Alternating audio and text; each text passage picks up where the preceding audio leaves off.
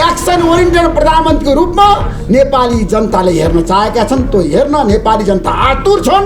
अब जनताले समयमा काम खोजेका छन्। तत्काल परिणाम र बालेन शाहले यो देशको प्रधानमन्त्री बनिसक्नु भएको छ। 6 महिना बालेन शाहको नेतृत्वको सरकारलाई काम गर्न दिनु। सबैले सहयोग गर्नुहोस्। इमान्दार नहुँदाखेरि अर्को अवसर पाउनुभयो। केपी शर्मा ओलीले 2074 सालमा 2 मतको सरकार, नेपाल कम्युनिस्ट पार्टीको सरकार, त्यो पनि उहाँले हुन सक्नु भएन। त्यो सरकार पनि चलाउन सक्नु भएन। अन्तिम त्यो प्रचण्ड र माधव नेपाललाई केपी शर्मा ओलीको द्वन्द्वको कारणले, विवादको कारणले त्यसपछि काङ्ग्रेस र एमालेको सरकार बन्यो। शेरबहादुर देउवा र केपी शर्मा ओलीको गठबन्धन बन्यो।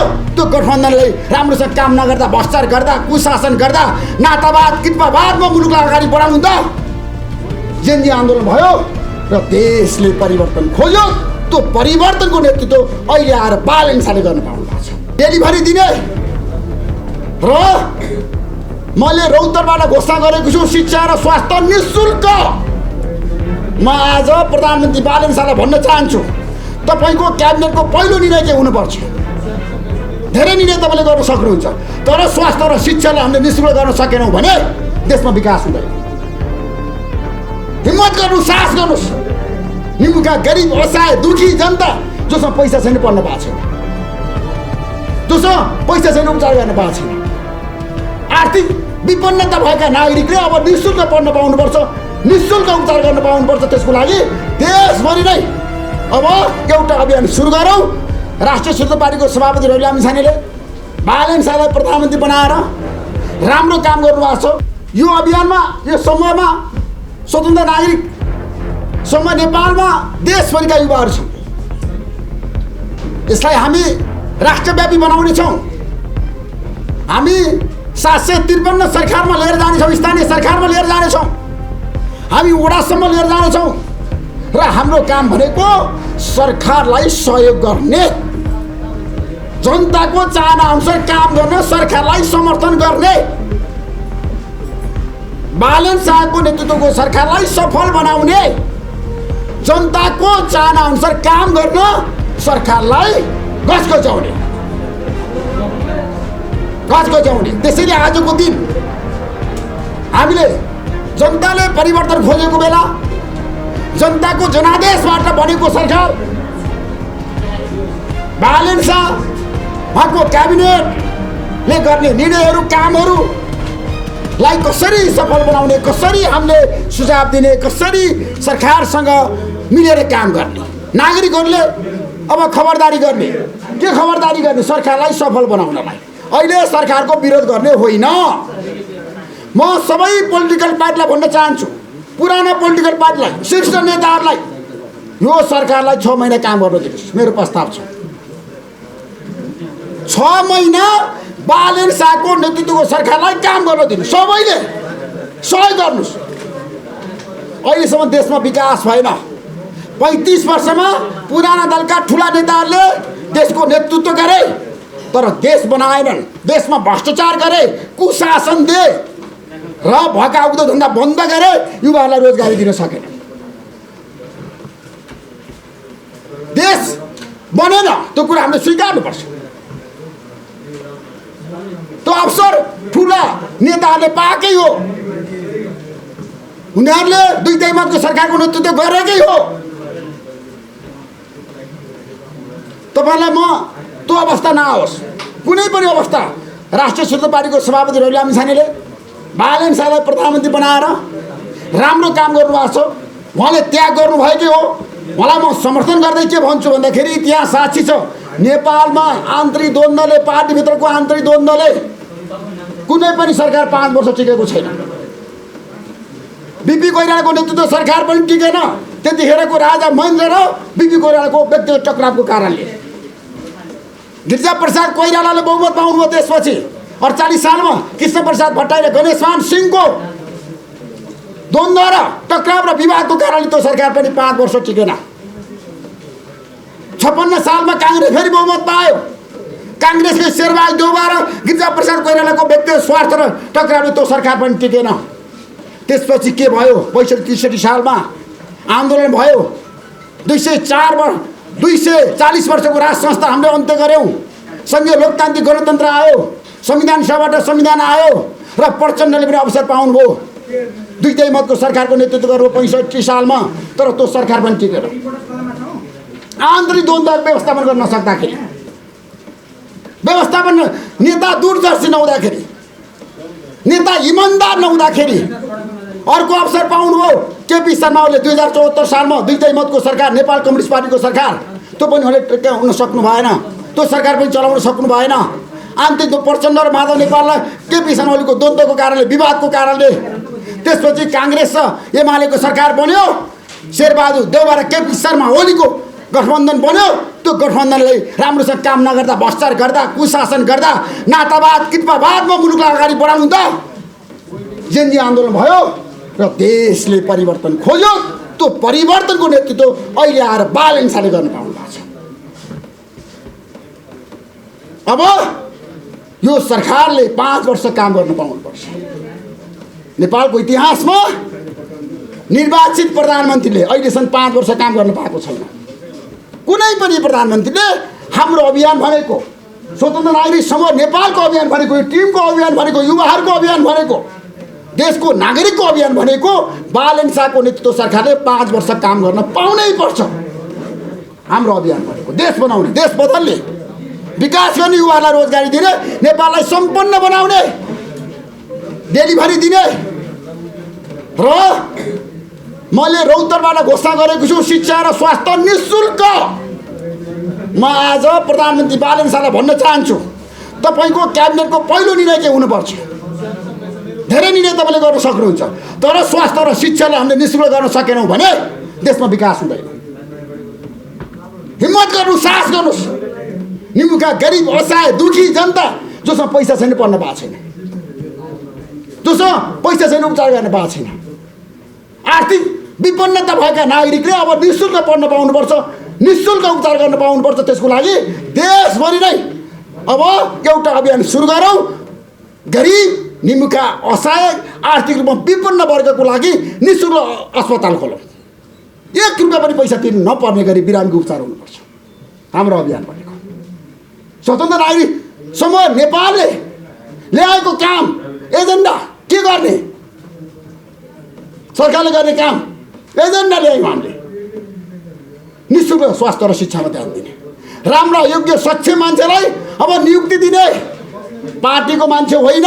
म राष्ट्रिय स्वतन्त्र पार्टीलाई भन्न चाहन्छु, बालेन शाहलाई, रविजीलाई भन्न चाहन्छु, अबको नियुक्तिमा भागभण्डा होइन, राजनीतिक व्यक्ति भन्दा पनि राम्रा योग्य सक्षम, देशलाई बुझेको, जानेको, अन्तर्राष्ट्रिय क्षेत्रमा एकदम ज्ञान भएको, पढेको, लेखेको, टेक्नोलोजी बुझेको सक्षम मान्छेहरूलाई नियुक्ति दिउँ। अहिलेको नियुक्ति खाएका सबै मान्छेलाई भन्न चाहन्छु म, गत सरकारले गरेको, काङ्ग्रेस एमाले सरकारले गरेका नियुक्ति खाएका मान्छेले राजीनामा दिनुहोस्। मेरो प्रस्ताव छ आज, यो सरकारलाई 5 वर्ष काम गर्न चाहिँ राजीनामै दिनुहोस्। ल, हिम्मत गर्नुहोस्।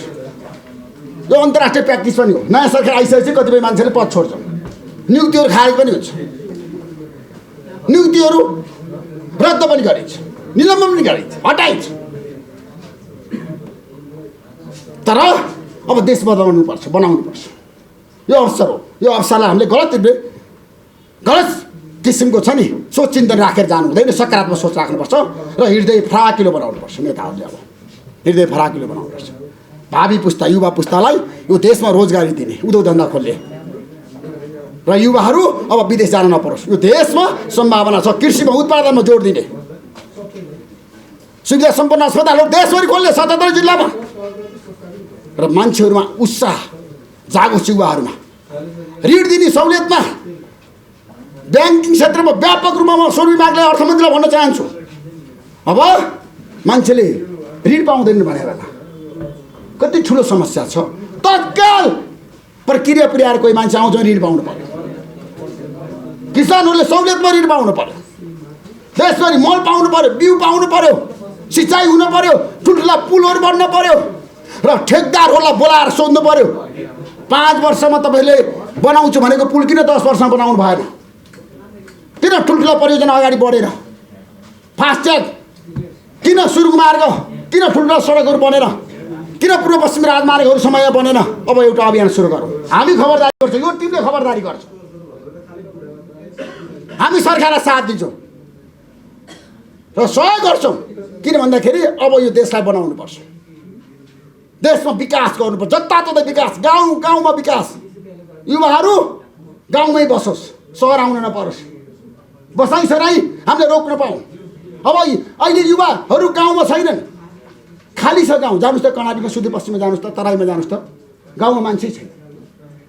गाउँ गाउँमा हामीले सेवा सुविधा दिएर जनतालाई राख्नु पर्यो, युवाहरूलाई गाउँमा राख्नु पर्यो, युवाहरूलाई रोजगारी दिनु पर्यो, युवाहरूलाई सक्षम बनाउनु पर्यो। हाम्रो एजेन्डा हो।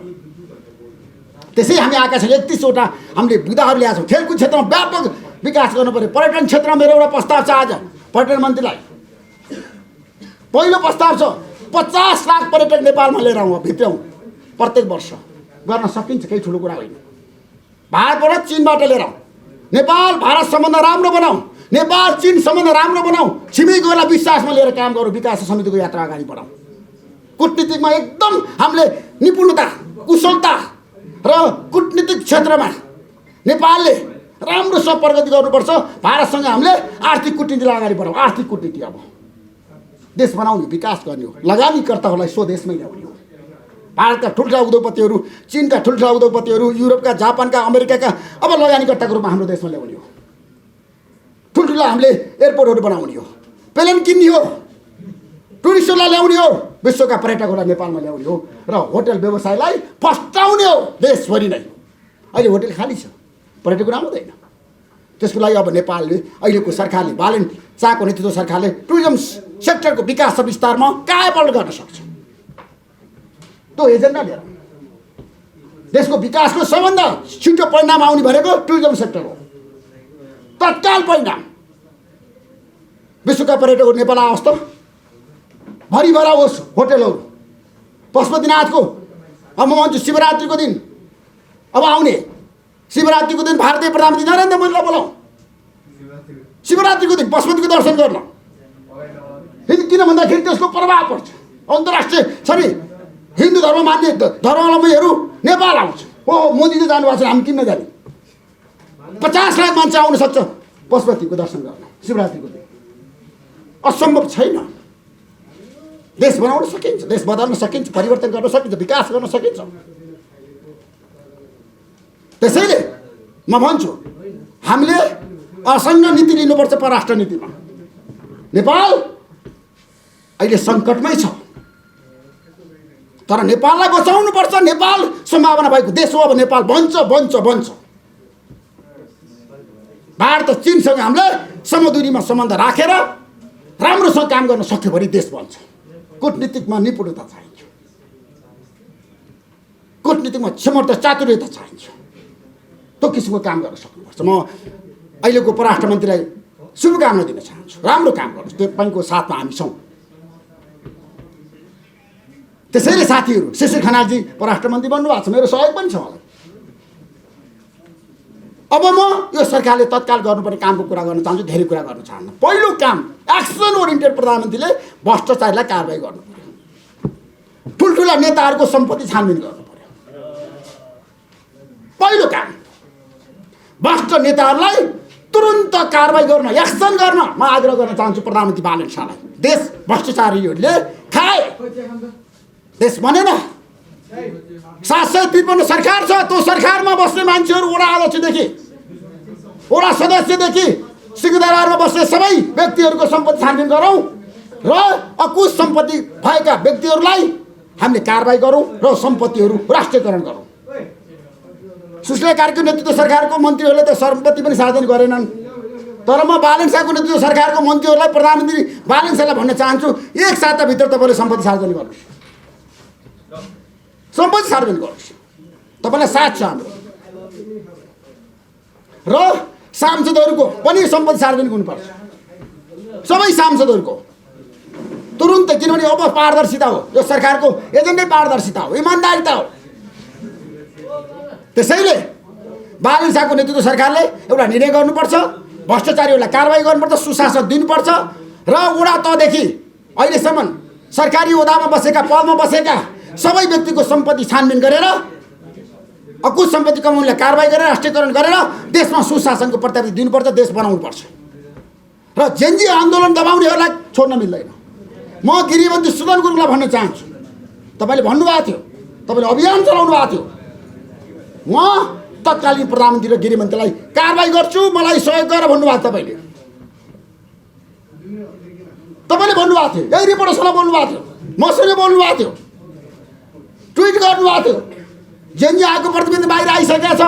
अब तपाईँले कारबाही गर्नको लागि कुनै बाधा अडचन छैन। तपाईँलाई कारबाही गर्न कुनै बाधा अडचन छैन। सुदनजी हिम्मत गर्नु, जेनजी आन्दोलन दबाउन गरेर कारबाही गर्नुहोस्, पक्रिनुहोस्। आइसकेको छ गौरीवाद कार्कीको आएको प्रतिवेदन, त्यो प्रतिवेदन अनुसार काम गर्नुहोस्, ढिलो नगर्नुहोस्। आजको क्याबिनेटको निर्णय आउँछ कि भनेर म पर्खेर बसेको थिएँ। निर्णय त आयो, प्रवक्ताको निर्णय आयो, प्रवक्ता मात्रै भयो आज, होइन? ठिक छ। अब होइन, निर्णय प्रवक्ताले जारी गर्ला, सार्वजनिक गर्ला। मेरो भनाइ के कहाँनिर हो भन्दाखेरि देश बनाउने हो भने भ्रष्टाचारलाई कारबाही गर्नुपर्छ। नेताहरूको यो देशमा व्यवस्था परिवर्तन गर्न ठुलो भूमिका थियो होला, म नजरअन्दाज गर्न चाहन्न। यो संविधान आजको लागि ल्याउनको लागि यो संविधान अनुसार काम गरेर अगाडि बढ्नुपर्छ। अहिलेको नेतृत्वले संविधानलाई बचाउनै पर्छ। यो संविधान आजको आवश्यकता हो। यो संविधान संशोधन गर्नुपर्छ। म त भन्छु यो दुईटै मतको सरकार हो, प्रत्यक्ष निर्वाचित कार्यकारीमा जाउँ न त। प्रत्यक्ष निर्वाचित कार्यकारीमा जाउँ। 5 वर्षपछि गर्ने हो कि 3 वर्षपछि गर्ने हो कि अब देशमा प्रत्यक्ष निर्वाचित कार्यकारीको लागि राष्ट्रिय स्वतन्त्र पार्टीको एजेन्डा पनि हो, सबै पोलिटिकल पार्टीको एजेन्डा हो। त्यसको लागि अब सबै तयार हुनु त। तोकेर पनि अब संविधान संशोधन गरेर पनि तयार हुनुपर्छ। त्यसैले प्रदेशको कुरा गर्न चाहन्छु म। हाम्रो देशमा प्रदेश सरकार चाहिन्छ कि चाहिँदैन, एउटा बहस सुरु भएको छ। संहिता चाहिन्छ कि चाहिँदैन? विकास समितिको लागि सेवा सुविधा जनताले संहिताबाट पाएका छन् कि छैनन्? तर संहिता देशको विकासको लागि हो कि यो देशको विनाशको लागि हो? एउटा बहस गरौँ। त्यसको लागि पनि बहस गरौँ। संहिता देशको विकासको लागि हो कि विनाशको लागि हो? संहिता महँगो भयो। सेतो हात्ती हामीले कति जेल पाल्ने, कति नेतालाई पाल्ने, प्रदेशका कति नेतालाई पाल्ने, कति मुख्यमन्त्रीलाई पाल्ने, कति मन्त्रीलाई पाल्ने? एउटा बहस गरौँ।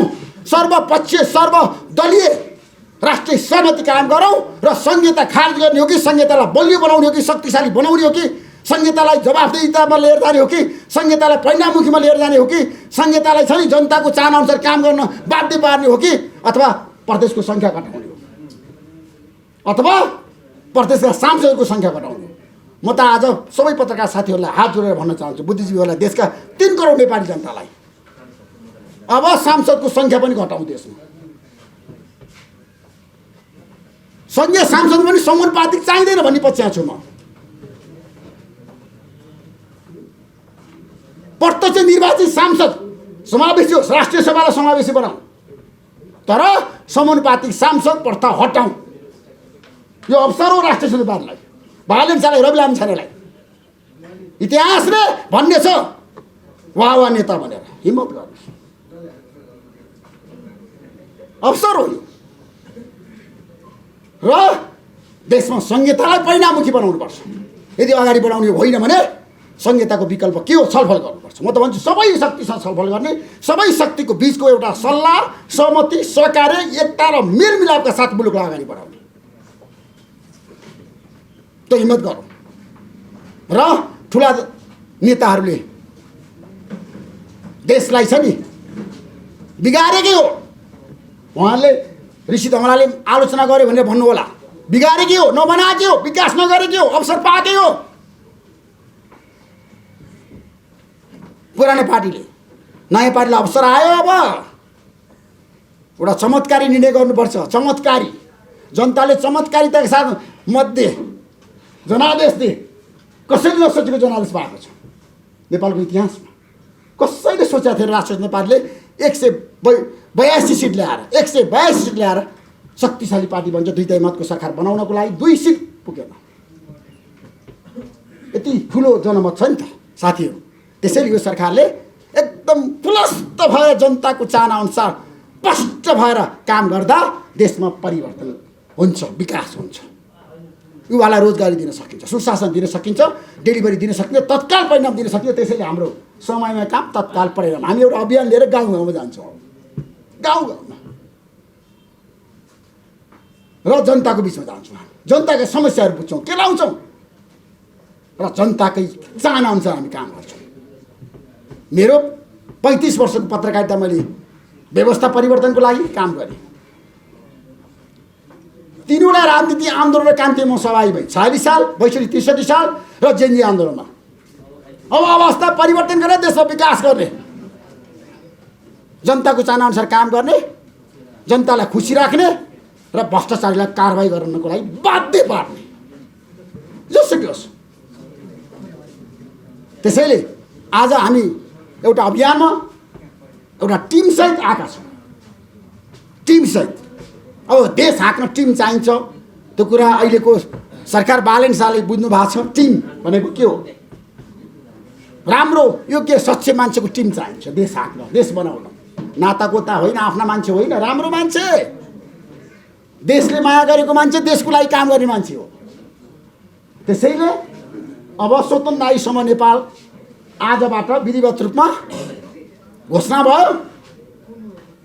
यो संस्थाले अब एउटा देशको मुहार परिवर्तन गर्ने काम गर्नेछ। आजको दिन ऐतिहासिक दिन, म त निकै खुसी छु। बालेन शाह देशको प्रधानमन्त्री बनेपछि मैले युवा आउनुपर्छ, युवाले देशको नेतृत्व गर्नुपर्छ भनेर धेरै पटक रिपोर्टर्ससँग बहस गरेको थिएँ, देशभरि गएर मैले बहस गरेको थिएँ। आज एकजना सक्षम युवा देशको प्रधानमन्त्री बन्नुभएको छ। हामी सबैले सहयोग गरौँ र हामी सबैले साथ दिउँ, देश बनाऊ, देशमा विकास गरौँ, युवाहरूको चाहना काम होस् भन्दै सबै पत्रकार साथीहरूलाई धेरै धेरै धन्यवाद दिँदै आगामी दिनमा तपाईँहरूसँग सहकार्य गर्ने घोषणा गर्दै तपाईँहरूलाई हृदयमा राखेर तपाईँहरूले दिएको सुझावलाई आत्मसात गरेर अगाडि बढ्नेछु। विगतमा कमी कमजोरी गरी होला, अब आइन्दा गल्ती गर्ने छैन। देश बनाउनको लागि, जनताको लागि काम गर्नको लागि एउटा स्वतन्त्र नागरिक भएर देशभरि घुमेर एउटा टिमवर्क बनाएर साथीहरूको भावना अनुसार काम गर्नेछु। साथीहरूको यो टिमको हामीसँग देशभरिका युवा छन्, देशभरिका हरेक क्षेत्रका मान्छेहरू हुनुहुन्छ। उहाँहरूसँग हामी बस्छौँ, छलफल गर्छौँ र देश बनाउने अभियानमा हामी सबैसँग मिलेर जान्छौँ। रिपोर्टर्स क्लब नेपालको इतिहास लामो छ, यसले जनताको लागि काम गर्यो। अब देश र जनताको लागि हामीहरू सबै मिलेर काम गरौँ।